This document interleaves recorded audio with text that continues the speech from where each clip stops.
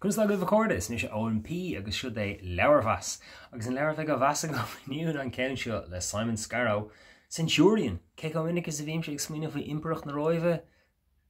gach seachtain cúplaúir gach seachtain dearing tá leabhar go hanis níor chuig ní sé. Rebellion threatens the Roman Empire, the #1 bestseller. Bhí sé seo go hanis le mé bhéidir lada agus an sin higus nachir se an dul bheas. Bain sé le sin duine bháin cató an duine cála le cató is countúir atá seo sin gur tháinig cáilear níos déine nó beidir gur cuiinm cé sa star ach se bhí rud amadach ní ar bhéin rud ró bhí cuidan cin or amatéireach an áitina is málam céin séir le láin céin séir agus uanta chuann siad olcarm nach bhíonn siad go maith agus tá sé seo a meas an grúpa sin nachfuil go maith níl é chlisteachta dhéist leis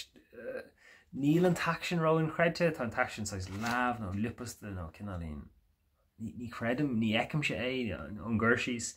tá cuid an scríóirt anna atca deo tá sé soach fada ní léon ináilteach nó clisteacht sa flota is bralam nuair a bhíonn sais clisteacht a bhaint le aber má tá drámaí den ionsaí ar chaisleán gúil glicas éigen a bhain leis an trígan inan siad é nó gúil códanna nó